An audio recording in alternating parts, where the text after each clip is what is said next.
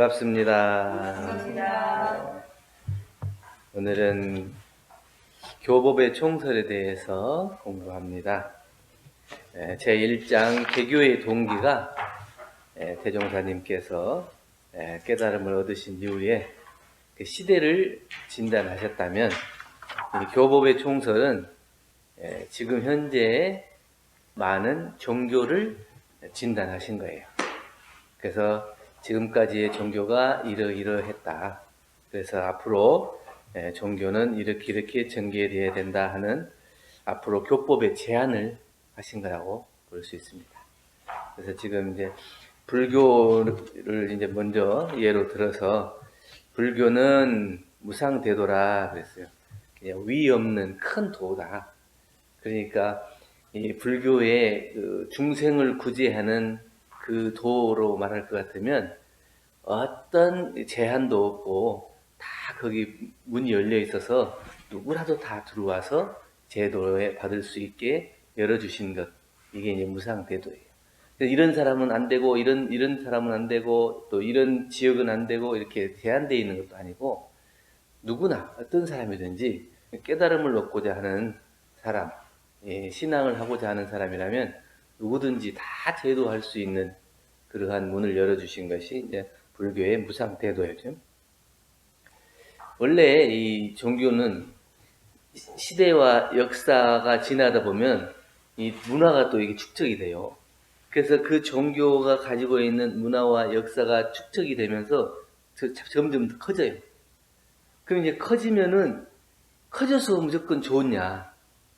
어느 것이 중심인지 그 중심을 잃어버리기가 또 쉽다 이거예요.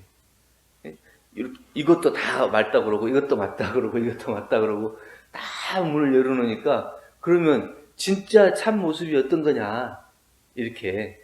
그러다 보면 이제 나중에는 또 간소화하고 또 간소화하고, 그러다 간소화해서 또 그 간추려서 가르쳐 줬는데 또 시간이 지나면 또 이것 붙고 저것 붙고. 그러니까 이게 자꾸 종교 방편이 넓은 방면에 그 커진 그 범위 안에서 그 중심을 잡기가 또 어려워진다. 그래서 그 제도의 문을 아주 많이 열어주셨는데, 부처님의 가르침은 뭐냐면, 여기는 얘기했죠. 불교는 무상대도라 그 진리와 방편이 후대함으로 이렇게 했는데, 대종사님께서 불법은 천하의 큰 도라. 왜 불법이 천하의 큰 도냐면, 참된 성품의 원리를 밝히고 또 생사의 큰 일을 해결하고 인과의 이치를 드러내고 수행의 길을 갖추었기 때문에 불법이 천하의 큰 도다. 그래서 이 네 가지의 큰 가르침이 있기 때문에 불교는 무상대도라. 이 네 가지의 가르침 안에서 중생들을 구제할 수 있는 방편을 다 밝혀 놓으셨기 때문에 무상대도고 불법이 천하의 큰 도다 이렇게 얘기합니다. 종교라고 해서 성품의 원리를 밝히지 않고 생사인과 수행의 길을 밝히지 않으면 큰 도라고 보기가 어렵다고 하는 거예요. 그런데 불교는 이 네 가지 길을 다 밝혔기 때문에 천하의 큰 도고 무상대도라 이렇게 얘기를 하는 거죠. 원불교는 이 부처님, 서가모니 부처님의 근본 가르침을 믿고 따르는 거예요. 근본 그 가르침을 믿고 따른다는 건 뭐냐면, 앞에 밝힌 것처럼 성품의 원리를 밝히고 생사와 인과 수행의 길을 밝힌 이 가르침을 따른다는 거예요. 그렇기 때문에 원불교는 불교하고 비슷하죠. 그래서 이제 불교라고 하고 불법 이렇게 얘기하죠. 불법을 믿는 거예요. 뭐냐면 불교라고 하는 것은 부처님이 교주지만 그 제도와 방편을 이제 그 시대를 따라 내려오면서 이 불교의 제도와 방편으로 딱 자리 잡아져 있는 거예요. 그런데 그 불교의 제도와 방편을 그대로 원불교는 따르지 않고 제도와 방편은 생략하고 그 근본 진리를 따라요. 근데 교훈이 있잖아요. 사람들은 대부분 기독교는 하나님을 믿고 따르고 신용하고, 불교는 부처님을 믿는다고 하는데 부처님을 믿는 게 아니라 부처님의 말씀을 믿는 거죠. 대종사님께서 깨달음을 얻고 이 진리를 알았는데 이걸 사람들한테 이 진리가 이렇게 생겼다 얘기해 주니까 잘 못 알아듣는데, 그러니까 이 법신불 이론상을 상징화해서 모양을 이렇게, 그래서 이게 이 법신불 이론상을 이렇게 만들어주는 형상으로, 이 진리에 가장 가까운 형상으로 표현하면 이 법신불 이론상이다, 이걸 나타낸 거예요. 그래서 우리 법신불 이론상을 신앙의 대상과 수행의 표본으로 모셨죠.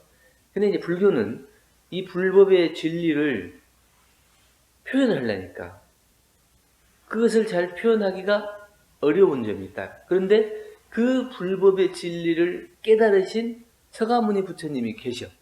그래서 그 불법의 진리와 서가모니 부처님은 둘이 아닌 하나의 존재다, 이렇게 믿고 따르는 거예요.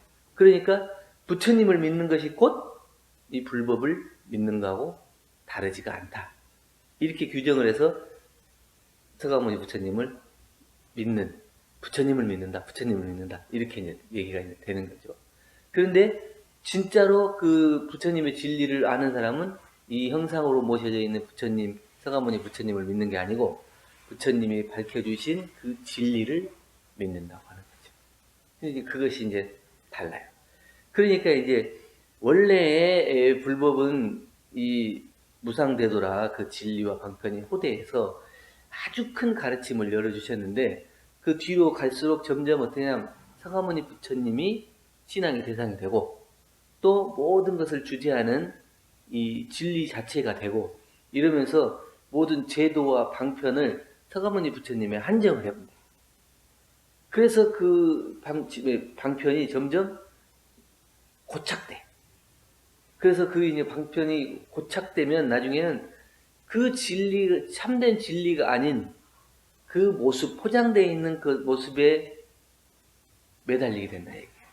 그러니까 그 포장되어 있는 그 모습보다는 진리 본체를 발견하라, 이렇게 이제 밝혀주고 계신 거예요. 그래서 각종 각파로 이제 분립해서 폭염을 열어서 많은 사람들을 가르쳐 왔는데, 시대가 지나고 역사가 지나면서 점점 그 근본 가르침이 어디로 가고 그 방편과 제도로 만들어 놓은 것으로 빠져서 그 제도가 전부인 것처럼 이렇게 빠진다. 부처님이 48년 동안 이제 법을 펴시다가 열반할 때쯤 돼서, 열반하면은 이 제자들이 당신이 가시고 나면 우리는 어떻게 사냐 이거지. 오직 부처님이 이 세상에 가장 큰 스승이고 희유한 존재고 모든 일체 중생의 스승으로 생각하고 부처님만 믿고 따랐는데 부처님이 가시면 우리는 어떻게 하냐. 그래서 부처님이 자등명, 법등명 해라. 자기 스스로를 등불 삼고 이 법을, 내가 그동안에 밝혀준 법을 등불 삼아라. 육신이라고 하는 것은 태어나면 늙고 병들어서 죽는 거예요. 그거는 우주의 섭리고 자연의 섭리예요. 그건 왔다 가는 것은 누구도 어길 수 없는 거거든요. 부처님이라 할지라도 가게 된다.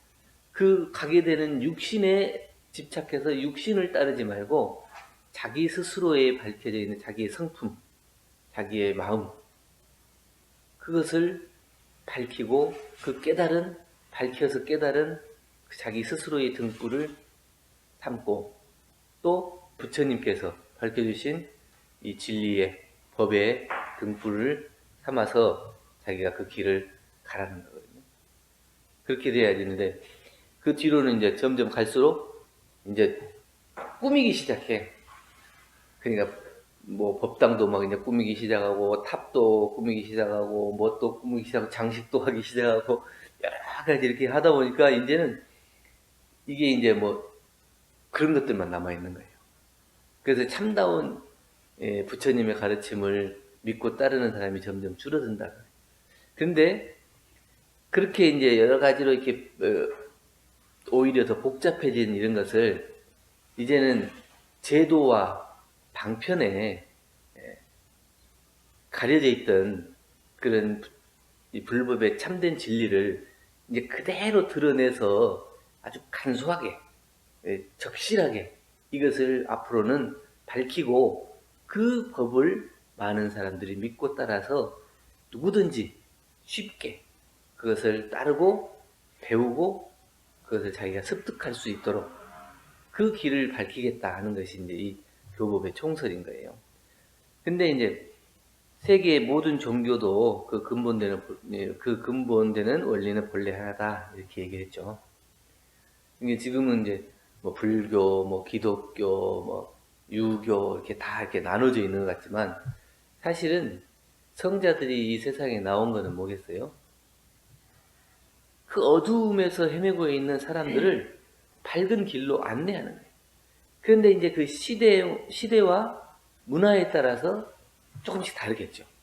본래의 근본은 같은 거예요. 그래서 기독교에서 보면 예수께서 오른뺨을 치거든 왼뺨을 대라 이렇게 있죠. 오른쪽 뺨을 때리는데 왜 왼쪽 뺨을 대겠어요? 그렇게 될 수 있어요? 딱 맞는 순간 벌써 이게 올라와가지고 같이 나가지 않고 여기서 그냥 나가고 나갈 거예요. 근데 오른쪽 뺨을 맞으면 왼쪽 뺨을 대주라. 이게 뭐냐? 이게 이제 무아의 희생 정신이라고 해요. 불교로 말하자면 그게 내가 없는 거예요. 내가 있으면 이게 일어날 수밖에 없어요. 그런데 내가 나를 다 내려놓고 저 사람이 오죽하면 저러겠냐. 이게 이제 무아의 희생 정신이거든. 그리고 오른손이 하는 일을 왼손이 모르게 하라. 오른손 하는 일을 왼손 모르게 할 수 있어요? 이게 같은 몸인데 어떻게 모르게 해요? 네, 그만큼 내가 하는 일조차도 내가 그 마음을 내지 않을 정도로 그것이 없는 거예요. 그것이 이제 무상의 희사심이라고 해요. 그러니까 내가 상을 내지 않는 거거든. 우리 본문에도 보면 유념공덕하고 무념공덕 두 가지로 나눠요. 유념공덕은 뭐예요? 내가 뭘 베풀었으면 베풀었다 하는 생각이 있는 거예요. 그 생각이 있으면 반드시 그 베풀었다는 생각 때문에 나중에 죄고로 돌아간다 이거예요. 저 사람한테 내가 잘해줬는데 저 사람이 나한테 그 뒤에 잘못해. 그럼 내가 저한테 해준 게 있는데 네가 그렇게밖에 못해?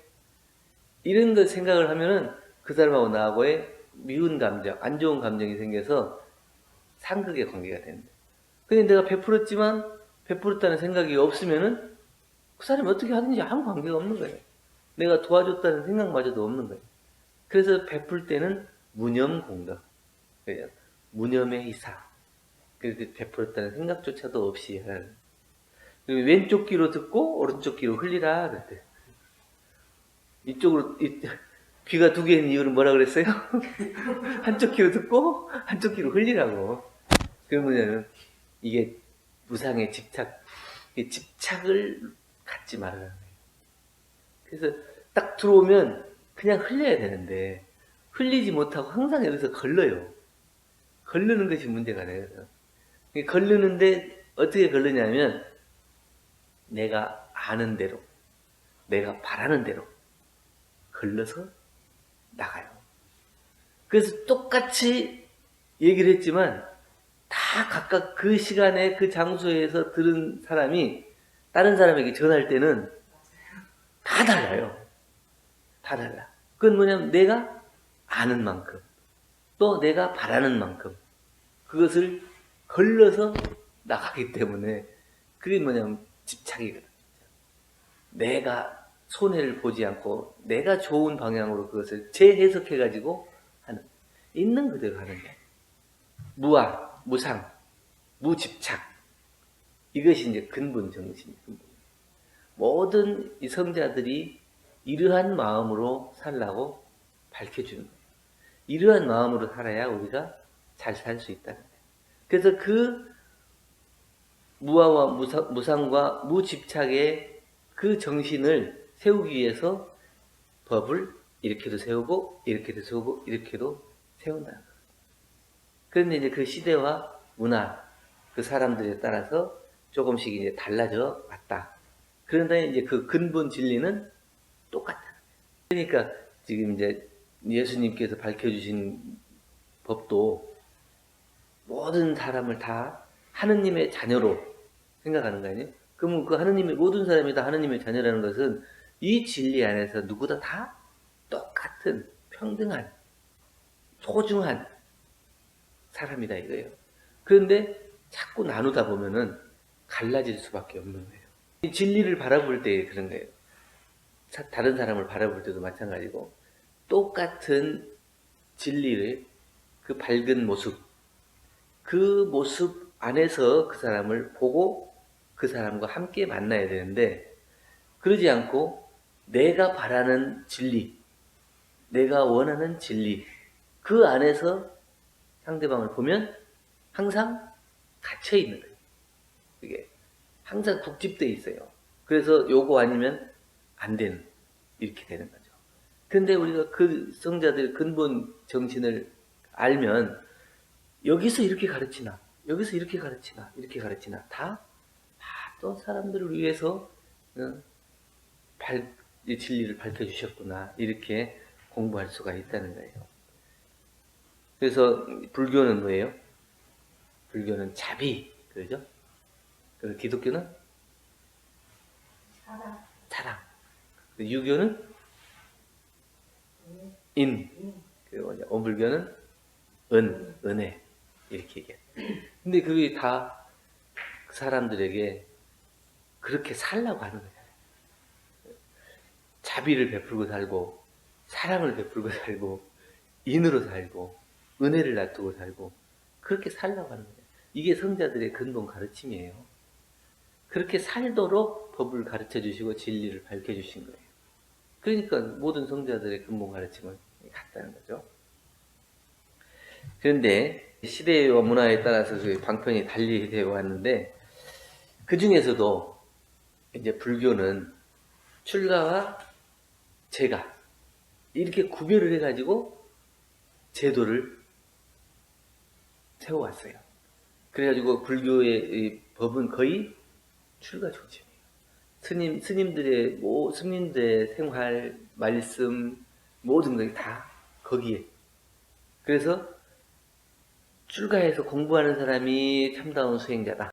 스님들처럼 그렇게 계문을 또 잘 지켜야 된다.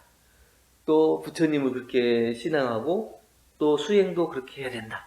이렇게 해야 부처님의 참다운 제자다. 이렇게 해서 모든 것을 다 출가 중심으로 만들어 왔다. 그러니까 이 제가들 입장에서 생각했을 때는 우리는 부처님과 같이 재수가 없다. 이렇게 아예 그렇게 생각을 하게끔 만들어져 온 거예요. 그런데 앞으로 시대에는 출가와 제가가 구별되지 않는 그런 시대가 돼야 된다는 거예요. 과거에는 이제 수도에는 직업을 갖지 않아야 되고 또 무욕, 욕심이 없어야 돼.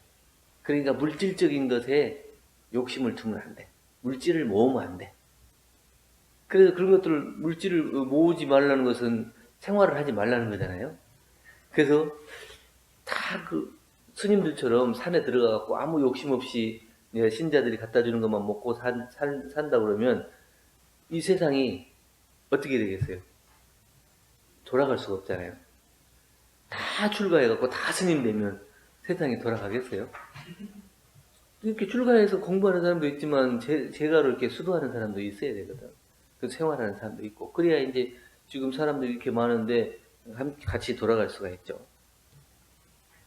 출가제가 이렇게 나누는데 그냥 출가라고 해서 다 출가가 아니고 제가라고 해서 무조건 제가도 아니에요. 출가지만 출가의 정신을 잃은 사람은 출가가 아닌 거고 제가지만 부처님의 근본 정신을 놓지 않고 살아가는 사람은 부처님의 참다운 제자인 거예요. 그래서 이걸 제도와 방편으로 놓고 보면 제도로만 놓고 보면 출가, 제가 이렇게 단순하게 구별할 수가 없어요. 이 부처님의 법이 출가에만 가고 제가에는 못 가는 거예요. 그것은 똑같은 원리로 놓고 보면 하느님을 믿는 사람만 구제를 받고 하느님을 믿지 않는 사람은 구제를 못 받는다는 것하고 뭐가 달라요? 똑같잖아요. 그러니까 그 제도에 국한돼 가지고 이 종교를 신앙한다고 하는 것은 문제가 있다. 그래서 대종사님께서는 이 교법의 총설에서 이 교법의 제한, 앞으로의 이 교법은 이렇게 전개되어야 된다 하는 것을 밝혀주신 거거든요. 그래서 옛날에는 형이상학적인 것만 종교가 중요하게 생각했어요. 그래서 현묘하고 또 고귀하고 이런 것, 좀 약간 고준한 높은 이런 세계에 그런 것만 중요하게 생각한 거예요. 그런데 진리가 그렇게 현묘하고 고준한 것만 진리냐? 지금 우리가 여기 앉아가지고 공부하는 건 진리예요, 아니에요? 우리가 살아가는 모든 것이 진리예요. 우리가 말하고 먹고 살아가고 생각하고. 그러면 깨끗한 것만 진리예요? 깨끗하고 더럽고 모든 것이 다 진리예요. 그 진리 안에서, 진리의 근본에서 보면은 깨끗하고 더럽고 하는 것이 없는 거예요. 근데 우리가 깨끗하고 더럽다고 하는 것을 나눠 놓은 거예요. 근데 옛날에는 과거의 종교들은 다 깨끗한 것만, 이것만 신성시하고 이것만 참다운 가치가 있고 진짜 종교다. 이렇게 돼야 참다운 종교다. 이렇게 가르쳤다는 거죠. 근데 지금은 우주만유의 본원이고, 우주만유의 본원인 이 법신물 이론상이 사언과 다르지 않고 일체 만물과 다르지 않은 그것을 우리가 직접 믿고 그 공부를 하자고 하는 거예요. 그러면 저 위에 이렇게 위에 모셔놨던 이 진리를 우주만유 전체로 다 하나로 만들어 준 거예요. 대종사님께서는 우주만유 전체를 다 부처님으로 모시라고 그랬기 때문에 그 진리 자체를 이렇게 떠받들고 모셔놨던 진리를 다 모든 일체 만물로 다 하나로 그 안에서 진리를 발견할 수 있도록 밝혀 주신 거예요. 또 정신적인 부분이 중요해요. 그래서 영적인 순화, 영적으로 성숙된 것, 이런 것만 중요하게 생각했는데 생생약동하는 사실적 실체, 이것이 진리 당체다. 내가 여기다 지으면 바로 받게 되는 당처. 진리불공만 하는 게 아니라 당처불공을 밝혀주셨다. 그게 진리를 향해서만 기도하고 불공하고 이런 게 아니고 당처불공, 사실불공, 이거를 밝혀주신다.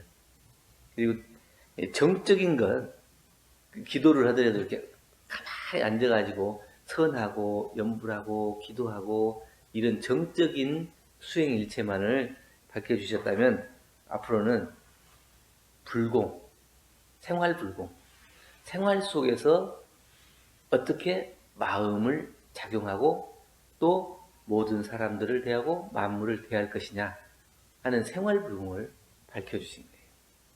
그러니까 꼭 앉아서만 수행하고 기도하고 불공하는 게 아니고 내가 활동하는 모든 순간에도 불공이고 기도다. 이걸 밝혀주셨고 또 독단적이고 아집적인 것이 아니고 내 거 아니면 안 돼. 이것이 참다운 종교야. 진짜 진리야. 이렇게 해서 내 것만을 국집하는 그런 독단적이고 아집적인 그 진리의 가르침이 아니고 원흉회통하는 모든 것이 다 회통해. 그런 진리를 밝혀주셨어요. 마지막에 가면 뭐라고 되어 있어요? 모든 종교의 교지도 이를 통합활용한다고 그랬죠. 그러니까 우리가 대종사님의 말씀에 대종사님이 밝혀주신 이 진리 안에는 모든 종교의 가르침도 다 수용하고 포함되어 있다고 하는 거예요. 근데 저기는 대종사님이 밝혀주신 법이 아니니까 안 돼, 필요 없어, 이렇게 하는 게 아니고 모든 종교의 교지도 통합하려. 그래서 거기에 그게 이 시대에 맞고 적절하고 많은 사람들에게 유익하다면 그것도 충분히 받아들인다. 이 대종사님의 가르침은 세 가지로 분류하는데, 첫째는 인용이에요, 인용. 옛날에 과거에 밝혀주셨던 진리가 좋은 내용이면 그대로 본받아서 그것을 실천하는 게 이게 인용이에요. 두 번째는 혁신이에요. 근데 과거에는 적절한 법이었는데 지금 시대에는 잘 안 맞는 것 있어요. 지금 유교의 제사나 이런 것도 지금 많이 바뀌었잖아요. 근데 지금 우리는 뭐 불단에다가 음식 올려놓고 이렇게 의식 주관하고 안 하잖아요. 근데 과거에는 적절했을지 모르지만 지금은 적절하지 않은 것을 굳이 고사할 게 없이 이거는 개혁해야 된다. 바꿔야 된다. 이렇게 해서 혁신을 주장한 거고, 하나는 과거에는 밝히지 못했던 것을 지금 시대에 필요한 거는 새롭게 창조하는 거, 만드는 거. 이게 이제 세 가지. 그래야 이 원융회통하고 모든 종교의 교지를 통합 활용할 수 있는 원만한 종교의 신자가 될 수 있다는 거예요. 그래서 원불교는 이제 세 가지라고 해요. 시대화, 생활화, 대중화. 이것이 인용, 개혁, 창조. 이 정신하고 맞는 거예요. 그런데 이 모든 종교의 교지도 통합 활용해서 원만한 종교의 신자가 되자고 한 건데, 그 원만한 종교의 신자는 뭘로 되냐? 우주만유의 본원이고 재불재생의 시민인 법신불 이론상을 신앙의 대상과 수행의 표본으로 모시고 천지부모 동법 법률 사언과 수양연구취사 3학으로서 신앙과 수행의 강령을 정했다.